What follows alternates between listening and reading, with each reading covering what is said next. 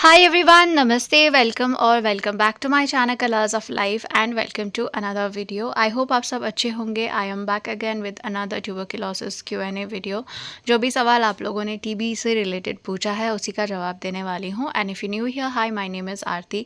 I make health related videos here, especially videos related to tuberculosis because I am a brain, spine and lungs TB survivor and I share videos on the basis of my experience. I am not a medical professional and this channel is dedicated to all the TB patients. So if you're new here, please hit that subscribe button and let's get started with the video. First question है, मुझे धुंधला दिखता है क्यों? Brain TB है मुझे दिखता नहीं है.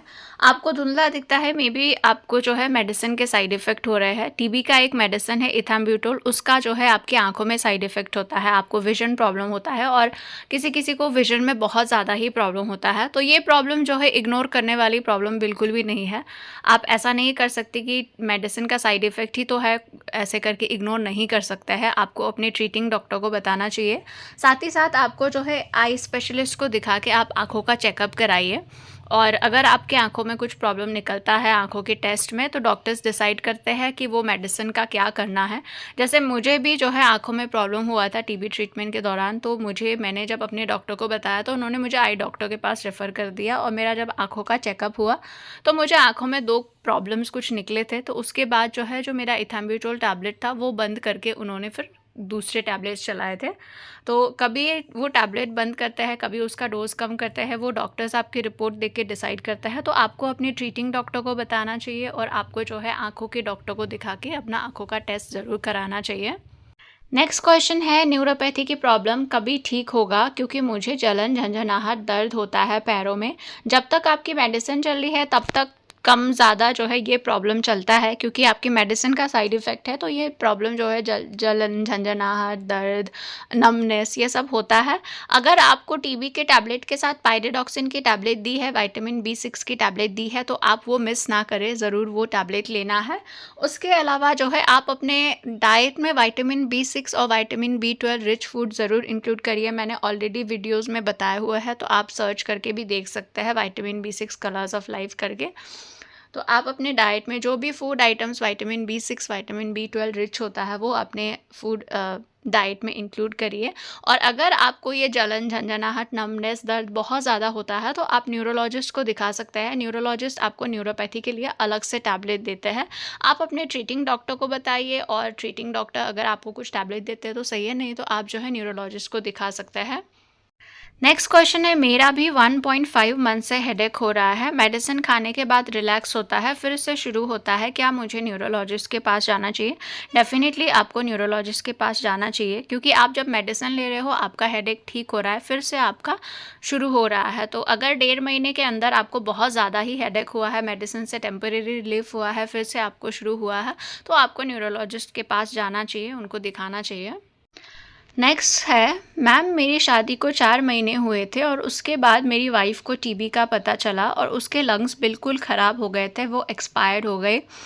That's so unfortunate. Sorry for your loss. भगवान उनकी आत्मा को शांति दे. मैंने टीबी का टेस्ट कराया, एक्सरे, CB नैट, स्पुटम कराया, बट सब नॉर्मल आया. मेरे को बहुत ज़्यादा दिक्कत हो रही है, खांसी तो नहीं हो रही है पर बलगम निकल रहा है, हाथ पाँव काँपते हैं, बैलेंस नहीं बनता है. अगर आपको बलगम निकल रहा है तो मुझे लगता है कि आपको फिर से टेस्ट करना चाहिए. आप 1 हफ्ते बाद फिर से टेस्ट कर सकते हैं. बाकी आप ये भी देखिए कि आपको टीबी के दूसरे सिम्टम्स है कि नहीं. आपको फीवर हो रहा है, नहीं हो रहा है, आपको स्वेटिंग हो रहा है, नहीं हो रहा है, क्योंकि आपको वेट लॉस भी होता है, फीवर, स्वेटिंग वगैरह भी होता है, वो भी है नहीं, वो भी देखिए. बाकी जो हाथ पाँव काँपता है, बैलेंस नहीं बनता है, वो शायद अभी आपकी वाइफ एक्सपायर हुई है. और वाइफ एक्सपायर होते हैं तो कितना रिचुअल्स होता है ना कि खाना नहीं खाना होता है ये सब. तो मे बी अगर आपके वैसा रिचुअल्स है कि आप कुछ दिन आपने सॉल्ट वगैरह नहीं खाया हो, मे बी उसकी वजह से आपको वीकनेस वगैरह हो गया हो और थोड़ा सा इमोशनली भी बहुत ही ज़्यादा इंसान मतलब बहुत ज़्यादा ही टूट जाता है. तो हो सकता है कि ये चीज़ें भी आपके अफेक्ट कर रही हो कि आपको वीक फील हो रहा हो. बाकी अगर आपको स्पुटम निकलता है तो 1 हफ्ते बाद आप फिर से टेस्ट करा सकते हैं, क्योंकि आपके वाइफ को एक्टिव टीबी डिजीज़ था, वो भी बहुत सीरियस कंडीशन थी उनकी. अगर आप उनके साथ में रहे थे टीबी जब आप उनको टीबी था तब आप उनके साथ रहे थे, आप उनकी देखभाल कर रहे थे, तो जो है थोड़ा रिस्क हो सकता है क्योंकि लंग्स टीबी है तो ये फैलने के चांसेस होते हैं। तो आप जो है अगर आपको बलगम आ रहा है तो 2-3 दिन बाद आप फिर से जो है 2-3 दिन बाद या फिर 1 हफ्ते बाद आप फिर से सैंपल दे के टीबी का टेस्ट करा सकते हैं। नेक्स्ट क्वेश्चन है, hello the, I am 19 years old girl, मुझे लिम्फोइड ट्यूबरकुलोसिस हुआ है, 4.5 मंथ्स हो गए हैं, मेरा वेट कम नहीं हो रहा है बल्कि बढ़ रहा है, लाइक बहुत ज़्यादा नहीं बट 2 से 3 kg, क्या ये नॉर्मल है? ऑफ कोर्स ये बिल्कुल नॉर्मल है। और आपका वेट गेन हो रहा है तो ये तो अच्छा साइन है ना। बहुत पेशेंट्स का जो है वेट लॉस होता है जब उनको टीबी डायग्नोस होता है, लेकिन जैसे ही उनका मेडिसिन स्टार्ट होता है 3-4 महीने होता है तो उसके बाद जो है वेट गेन होना स्टार्ट हो जाता है। तो आपका वेट गेन हो रहा है, ये नॉर्मल है और ये अच्छी बात है। उसके बाद लिम्फ नोड का साइज़ नहीं, छोटा नहीं हो रहा है, एक्चुअली उसके अंदर से फ्लूइड निकाला है, जिस टाइम निकाला था तब वो छोटा हो जाता है, फिर बाद में बड़ा साइज़ का हो जाता है। मेरा TB test last month negative आया है, डॉक्टर ने बोला वो सिर्फ पल्मोनरी टीबी के लिए होता है, वो बलगम वाला टेस्ट एक्स्ट्रा पल्मोनरी टीबी में नहीं होता। यस, एक्स्ट्रा पल्मोनरी में बलगम वाला नहीं होता है, उसके लिए दवाई लेना है। आपको कोई नॉलेज है लिम्फ नोड टीबी के बारे में? Please suggest me and thank you. Yes, जो बलगम का टेस्ट होता है वो सिर्फ पल्मोनरी टीबी में होता है, लंग्स टीबी में होता है, लिम्फ नोड्स टीबी के लिए वो नहीं होता है। लिम्फ नोड्स के लिए जो है आपका जो फ्लूइड निकालते हैं ना उसका टेस्ट होता है, FNAC करते हैं, जो आपके लिम्फ नोड्स के अंदर से फ्लूइड निकाल के उसका टेस्ट करते हैं। बाकी लिम्फ नोड्स टीबी के बारे में अलग से मैंने एक वीडियो बनाया हुआ है, आप lymph nodes TB colours of life search करेंगे तो वो वीडियो आ जाएगा, उसमें मैंने डिटेल्स में जो भी चीज़ें हैं वो बताई है, तो आप वो वीडियो ज़रूर देखिए, क्योंकि एक ही चीज़ मैं बार बार बताती हूँ तो मुझे भी लगता है कि हर वीडियो में मैं सेम चीज़ ही बोल रही हूँ। तो आप lymph nodes TB colours of life search करिए तो वहाँ पे डिटेल्स में वीडियो बनाया हुआ है। नेक्स्ट क्वेश्चन है, मुझे भी टीबी हुआ है, ब्रेन एंड स्पाइन टीबी, मेरा ऑपरेशन भी हुआ है, 4 मंथ हो गए हैं, वॉकर के सहारे थोड़ा थोड़ा चल रही हूँ, पर मेरे पेट में बहुत भारीपन फील होता है, जैसे किसी ने बहुत ज़ोरों से बैठ दिया हो, पेट कमर में बहुत दर्द होता है, पैर बहुत भारी होता है। अगर आपको पेट दर्द हो रहा है और बहुत ज़्यादा पेट दर्द हो रहा है, लॉन्ग टाइम के लिए हो रहा है, तो आपको डॉक्टर को दिखाना चाहिए। डॉक्टर आपका जो है पेट का अल्ट्रासाउंड कराते हैं, आपके एब्डोमेन का अल्ट्रासाउंड कराते हैं, और अगर आपके पेट में कुछ भी प्रॉब्लम होता है तो वो उसमें दिख जाता है। तो अगर आपको लॉन्ग टाइम से पेट में दर्द है, बहुत ज़्यादा दर्द है, तो आप उसको इग्नोर मत करिए, डॉक्टर को दिखाइए। हो सकता है कि वो कुछ टेस्ट कराए और साथ में अल्ट्रासाउंड भी कराए। और किसी का भी टीबी का मेडिसिन चल रहा है, टीबी का ट्रीटमेंट चल रहा है, तो आपको एटलीस्ट 1 महीने में एक बार लिवर फंक्शन टेस्ट और किडनी फंक्शन टेस्ट ज़रूर कराना चाहिए। मैंने हर महीने LFT KFT कराया था, और कुछ पेशेंट्स मुझसे बोलते हैं कि दीदी ज़रूरत नहीं है, हमको तो डॉक्टर ने कभी नहीं बोला। लेकिन अगर आपके लिवर और किडनी में साइड इफ़ेक्ट होने लगेगा ना, और आप उसको याद नहीं करोगे, इग्नोर करोगे ना, तो वो भी बाद में प्रॉब्लम दे सकता है। तो कुछ चीज़ें जो है हमें अपनी तरफ से भी करनी चाहिए, थोड़ा अलर्ट रहना चाहिए। तो आपको जो है liver function test, kidney function test कराते रहना चाहिए, एटलीस्ट महीने में एक बार या फिर 2 महीने में एक बार।